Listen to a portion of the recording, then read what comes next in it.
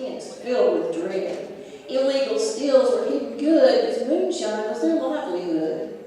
Now, in the hills, every home had a medicine chest with a jar of cold liquor, the very best. It was a preventive kind of brew for croup and colds and winter flu. Also in the hills, no one could make moonshine like Grandpa. His technique was fine. That golden liquid was bottled sun, hot as fire when it was done. That's one I can remember a while ago. So, it's also my brother foot. It cured snake bite and the death rattle. So Grandpa prepared to do battle. As Grandma lay there on her deathbed, he got the mason jar and said, "A little whiskey will ease her last hours, and maybe even lighten hours. In fact," he said, "a little more could ease her pain just like before." So Grandpa, doctored by the drink, as Grandma continued to sink.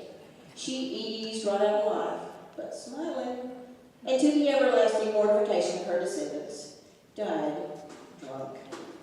Compliments of Grandpa's well-meaning efforts. True story, absolutely.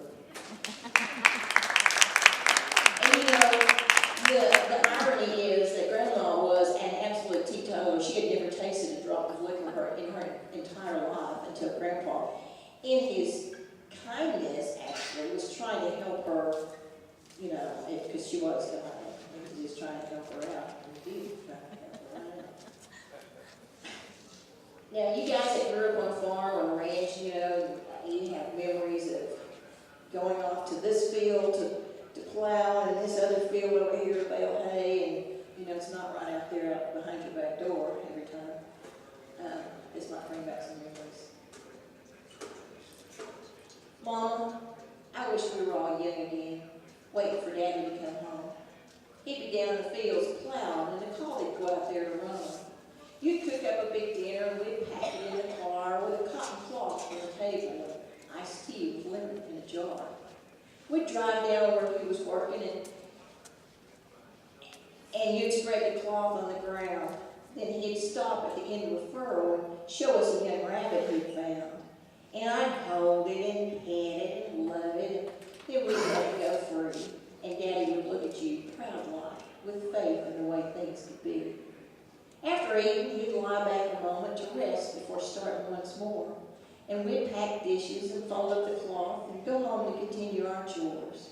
And somehow you'd manage to finish all the housework and still have time to sit down with me and read about Little Brown Cocoa, or just watch the clouds blowing free. How I wish we were young again, with the summer's long days and warm nights, waiting for Daddy to come home from the field, wash up for supper, and kiss me goodnight. Well, those tree-lined hayfields are empty now, and so is Daddy's cane-bottom chair, but sometimes on quiet evenings, I can almost see him over there.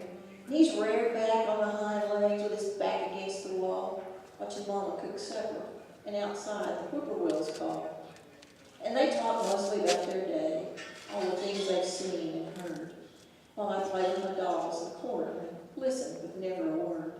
Then the kerosene lamplight would flicker as problems seemed to be healed. That's how it was when we were all young, and Daddy came home from the field.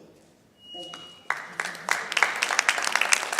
What I want to do for you now is called the Mama Song. Janet McBride, who is a world-renowned yodeler and musician, wrote a song called the Mama Song, and played it at Lubbock a couple years ago, and I mean, I just broke down and cried. It was like, oh.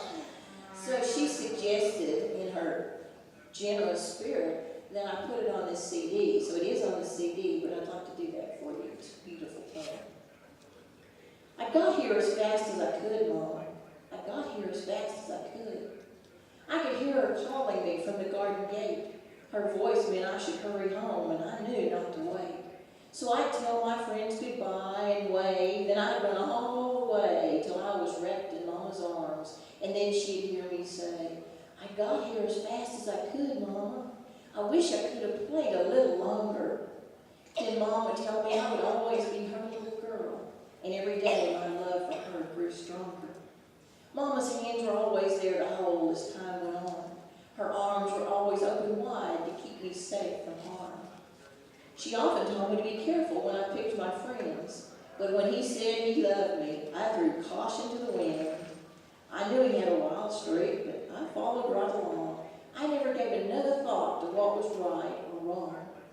I think Mama always knew someday I'd have to pay. Still, it was Mama to the rescue when I called her that day, and I said, "Get here as fast as you can, Mama. There's no one else to help me, Mama, so please come set me free." I know Mama knew I'd never do those things again, and when we left there, Mama held my hand. Well, I got a call to hurry to her home the day she died. I sat down beside her bed as teardrops filled my eyes. I know she knew that it was me who held her hand that day, because I saw a smile on Mama's face when she heard me say, "I got here as fast as I could, Mama." I hope she knew how proud I was to be her little girl. I couldn't help but wish she could have stayed a little longer. How could I live without her in my world? Though she's been gone for years now, the other day I heard her voice. I swear it sounded like she had never gone away. She said she'd be waiting for me by Heaven's garden gate. And I know when I see her face what I'm going to say. I got here as fast as I could, Mama. I got here as fast as I could. I got here as fast as I could. Thank you very much. Thank you, God.